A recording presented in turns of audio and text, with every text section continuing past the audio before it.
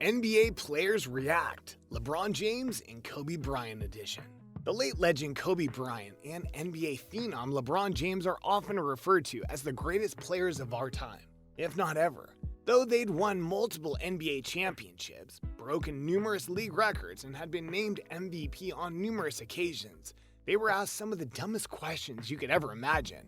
While reporters faced the challenge of asking players an original question, you're sometimes left to wonder, did they think that through? Let's look at 10 times two of the most noteworthy players in the NBA were asked some of the dumbest questions. By the way, if you've not subscribed to our channel, hurry and do that now, and hit the subscribe button below. We release some of the most exceptional sports content weekly, and you don't want to miss out.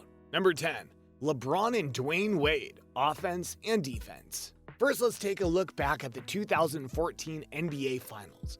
It was Miami's fourth straight appearance in the NBA Finals. The Big Three, LeBron James, Dwayne Wade, and Chris Bosh, gave exceptional back-to-back seasonal performances, so you can imagine their frustration when Miami took a tough loss to the revived San Antonio Spurs in Game 3. When LeBron and Wade took the podium to answer some questions, I'm certain no one would have expected to hear this reporter's question.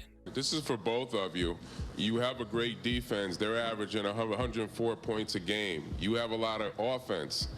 You haven't broke 100 yet. Is the problem your lackluster defense, or is it the problems you're having offensively? Lackluster offense.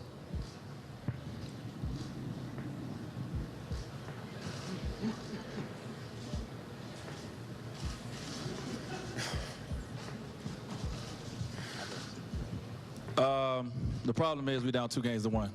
That's the problem. We got to figure out how to tie it up. We'll never honestly know whether the reporter was conscious of how unacceptable and just downright insulting the question was. Still, LeBron's laughter and Wade's short-punched response should have given him the notion that it was indeed a dumb question. Number 9. LeBron and the Six. Some reporters are known to sweat the small stuff and ask players questions that are old news, or have been for a long time. As LeBron and the Lakers were gearing up to be a force in the West, a reporter could have asked anything else, but he asked James, "Is there any reason why you're wearing the number 6? Since this is a question that reporters have asked LeBron for years, and since he's worn the number 6 in his practices with the Cavs and during his seasons with Heat, he could only deliver this hilarious response. I've worn 6 in practice for a long time. Trying to figure out a lot of you guys just not recognizing who I am, huh? I have no idea. I've been doing this for about the last 8 years now. Number 8. Kobe Bryant on Bynum. In 2012, in Game 3 of the first series, the Denver Nuggets were victorious over the Los Angeles Lakers. Early in the game, Denver leads with a 24-point lead. By halftime, they were still leading by 16 and putting pressure on Bynum, and forcing Kobe to create plays. Since Kobe was known to be relentless about the game, you could only imagine the frustration he felt when this reporter asked this series of questions. How do you think he was handling just the frustration later in the game of the way he played or didn't play in the first half, and as things kind of in the fourth quarter, it seems like things weren't breaking for him. What's your question? Well, how do you think he handled the frustration? It seemed like there were a lot of things that were going against him. He's a competitive guy, man. So you felt like they missed the goaltending call, which they did miss, and they said so after the fact. So he kind of lost it there for a second and went crazy. He didn't pick up a technical foul or anything like that. But I felt like he played with the intensity that we want him to play with, in the second half.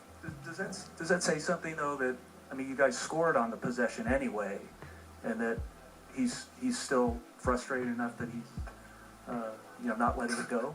What are you writing, a temper tantrum column, Andrew Bynum thing? No, look, he everybody has moments where they blow up like that, where he didn't cost us anything, he didn't get a technical foul. Number 7, LeBron on Durant. Another Mark Schwartz question. The Cavaliers and Warrior battles were very tough to watch for some Cavs in 2018, but I'm sure even tougher for LeBron to experience. In a post-game conference after the Warriors put LeBron and the Cavs in a 3-0 deficit for the second straight season, LeBron was asked a few mind-boggling questions about his opponent, Kevin Durant.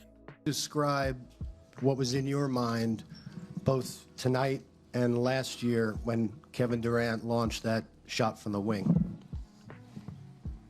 I actually think you should be like a psychiatrist. You want to just keep trying to get in somebody's mind. That's the whole thing, huh, Mark? What's in my mind, miss it so we can get the rebound. Did it feel like last year to you? Did you think of it at that moment? No. Chris, last question over here. You can only imagine what responses players genuinely want to give at times like those. Number 6, LeBron. Defend home court? It seems as if the finals draw the craziest questions from reporters. In Game 2 of the 2017 finals, LeBron had an outstanding performance with 29 points, 14 assists, and 11 rebounds. But he and the Cavs still took an incredible loss. LeBron decided not to take the podium like he usually does and took some questions outside the locker room. One reporter couldn't have picked a perfect moment to ask if LeBron felt that the Cavs needed to defend home court. LeBron gave the reporter the response he deserved. Are you a smart guy? I think so. Sure. Think so, right? So if we don't defend home court, what happens? But yeah, no, that's what I'm saying. I'm asking you. Well, yeah, then you guys are looking at getting swept. All right. So that answers your question. Nah, I'm good. I'm good. Just need some food and some wine. I'll be all right. Hey, LeBron, usually you're a podium guy. I mean, in the finals especially. Just doing this in the locker room, any reason for that? Yeah, there's a reason. You want to share? No. Number 5, LeBron on J.R. Smith.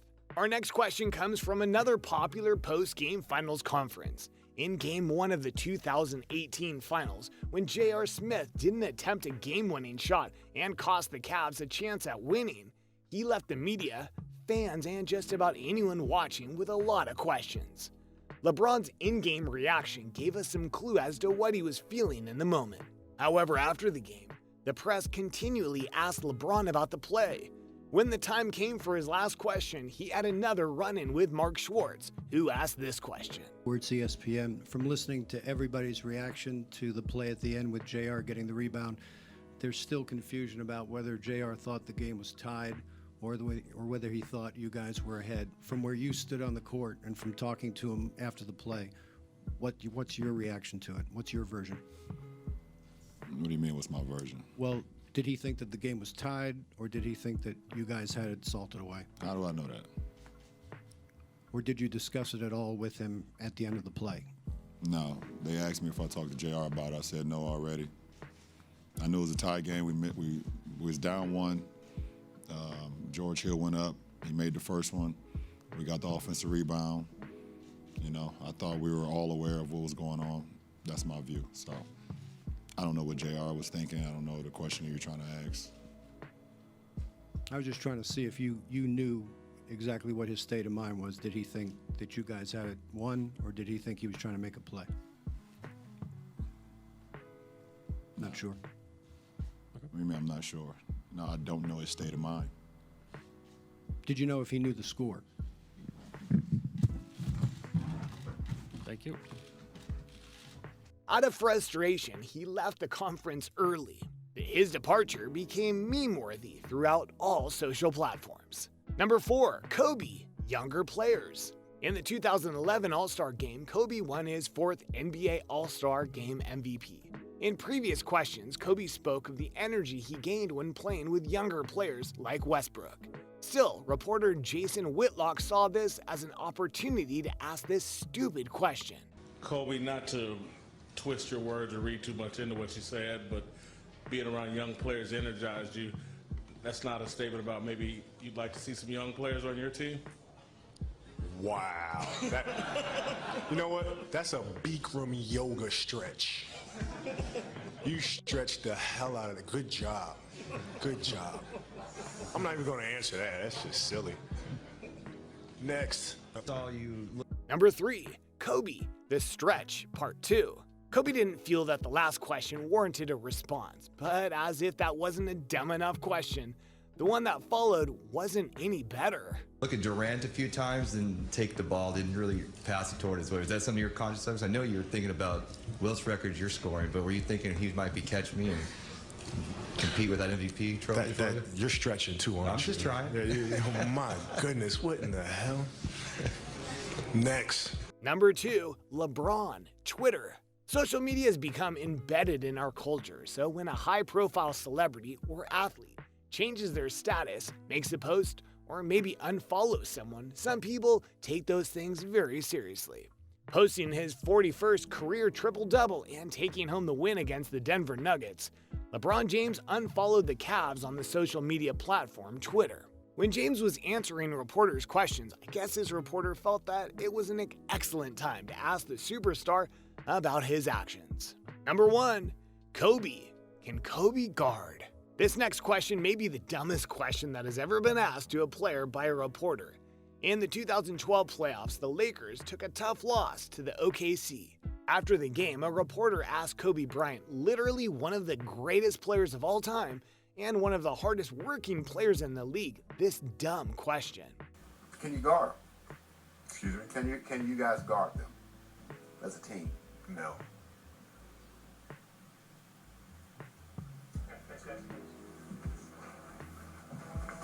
Kobe gave them the best response. Kobe Bryant was one of the greatest basketball players ever to play the game of basketball. He was a 5-time NBA champion, 2-time Finals MVP, and 4-time All-Star. He was known as the Black Mamba, and to many, including LeBron James, a hero we lost too soon. Kobe was a winner and a great man on and off the court. His achievements in film and philanthropy were just as outstanding. He and his loving daughter, Gianna Gigi Bryant, will be truly missed. Thank you guys for tuning into another video. Please drop a comment below and tell us which question or response you found hilarious. Until next time, thanks for watching.